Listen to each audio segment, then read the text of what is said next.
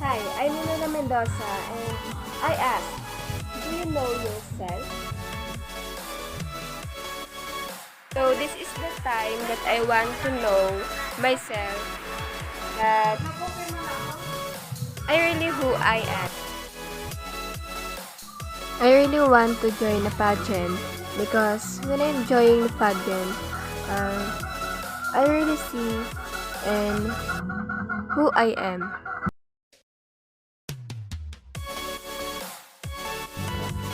Participating in a beauty pageant can help me refine how I walk, smile, and even talk because I learn if how you are confident. Pageant gives me a window of opportunities. Sometimes I am afraid to join, but I trust myself and I can do this. And I will do the best for my future.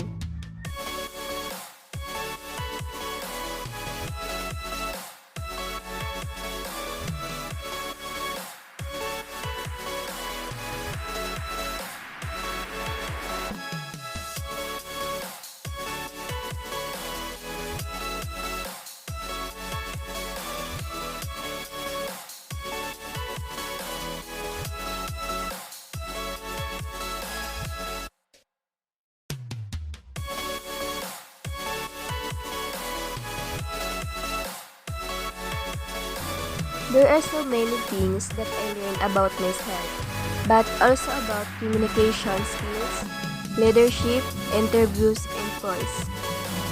Pageant is a doorway for those who want to be on stage, give back, and of course, learn more about themselves.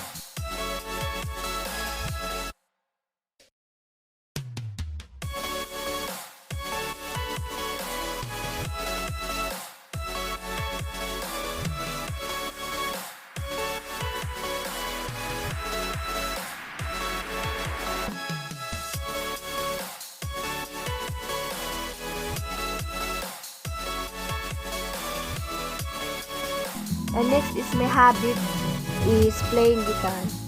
Um, Sometimes I'm playing guitar when I'm boring.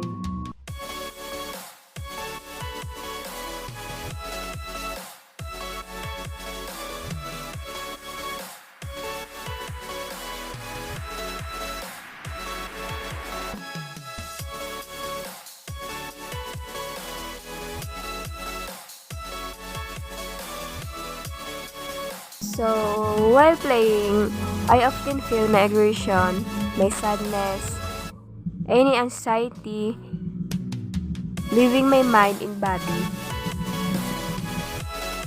Studies show that playing the guitar improves the gray matter in the brain, resulting in improved memory power.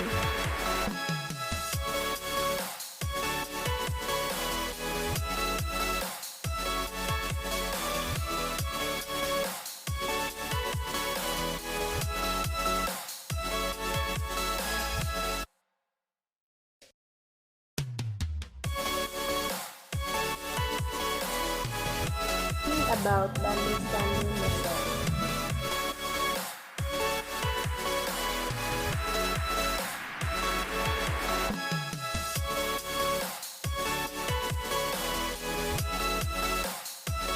Understanding and enhancing one's self-image.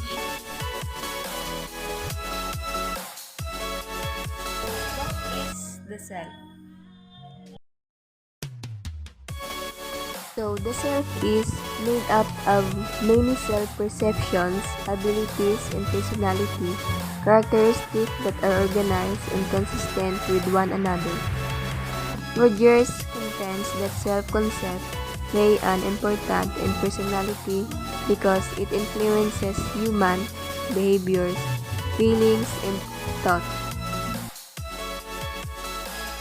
So what is the self-concept?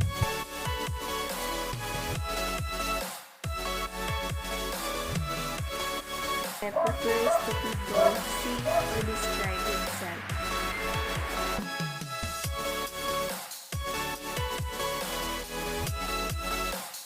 Positive or negative self-concept.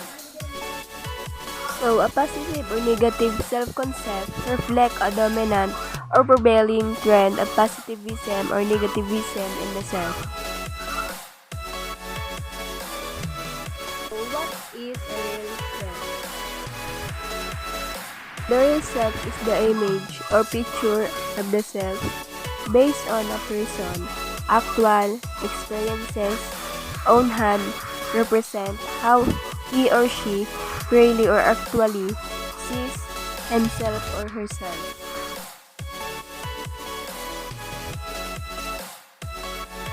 And also, what is ideal self?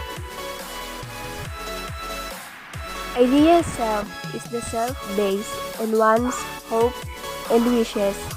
It reflects one likes to see himself or herself. The person who knows you best, your abilities, talents, personality, and characteristics is you.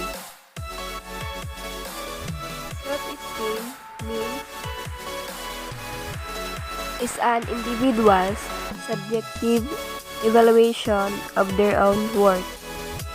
Self-esteem encompasses beliefs about oneself as well as emotional states such as triumph, despair, pride, and shame. Personality and social development. Personality and social development encompasses these and my other influences on the growth of the person.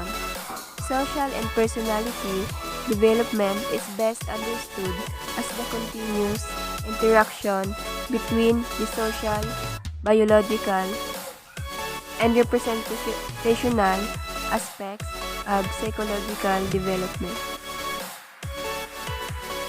Personal or self-identity. Personal identity is our concept of how we perceive ourselves, but our social identity is how others perceive us. People recognize us by our characteristics within our town, school, career, or another community context. So what is self-actualization? Self-actualization in Maslow's hierarchy of need is the highest level of psychological development, where personal potential is fully realized after basic bodily and ego needs have been fulfilled. Then is respect and admiration of people and limitation. What is love and belonging? So the love and belonging needs friendship, intimacy, trust, and acceptance, receiving and giving affections and love.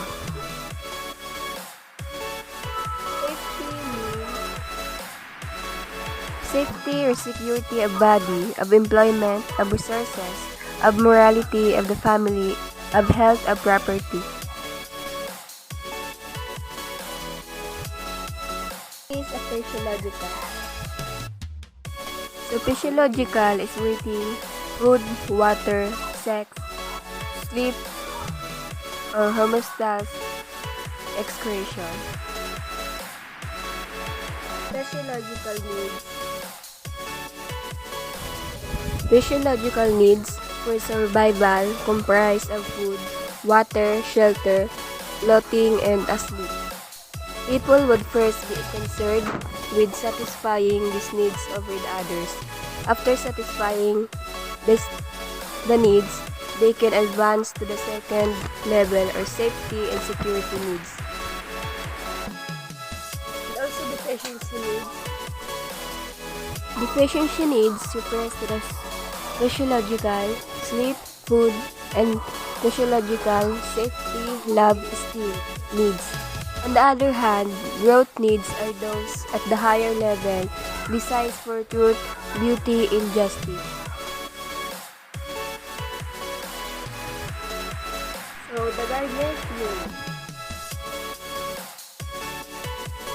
In order to capture the full range of abilities and talents that people possess, Gardner's theory is that people do not have just an intellectual capacity but have many kinds of intelligence, including musical, interpersonal, spatial, visual, and linguistic intelligences. For example, a phenomenon known as genetic drift can also cause species to evolve. In genetic drift, some organisms, purely by chance, produce more offspring than would be expected. Charles Darwin is more famous than his contemporary, and Alfred Russel Wallace, who also developed theory of evolution by natural selection. What is the evolutionary theory?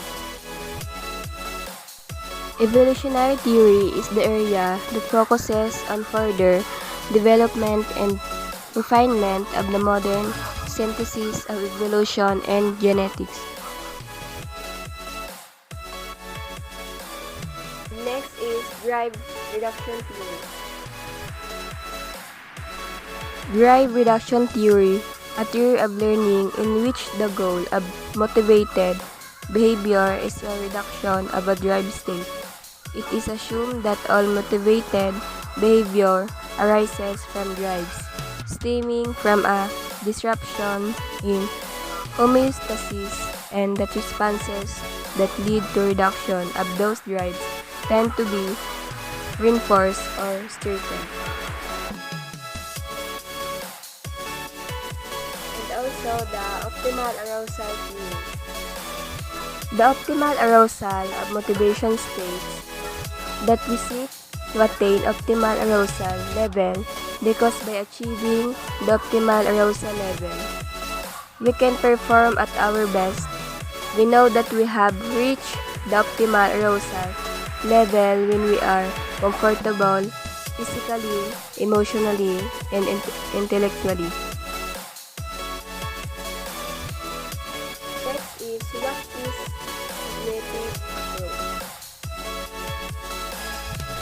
Cognitive approach refers to mental activity including thinking, remembering, learning, and using language. When we apply a cognitive approach to learning and teaching, we focus on the understanding of information and concept.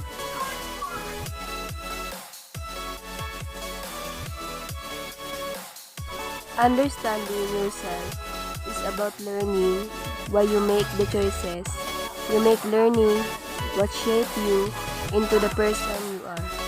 Sometimes our behaviors cause us problems, poor choices in friends or spouses, impulsive behavior, immaturity in certain situations. There are hundreds, if not thousands, of behaviors that may cause a person problems in their day-to-day life.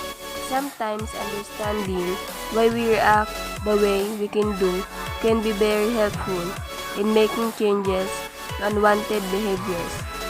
Let's say, knowing why you're alone does not change anything. Everyone must do the work to change, but I believe it helps us to understand where we came from and what boundaries to set so we do not repeat behaviors that we want to eliminate or modify. Why is it important to understand yourself and others is rather easy, but to actually be able to achieve this is very difficult. First of all, self-awareness and acknowledging your strengths and weaknesses is crucial because it allows you to build your life around them. In other words, once you've determined your strengths, you will work on them and enhance them. Also, the moment you recognize your weakness, they are no longer that, but they become a goal that you need to overcome in order to improve. You either struggle or you're done. You either struggle or you're done. This is your own decision. The way you look at things along, you build up your own vision.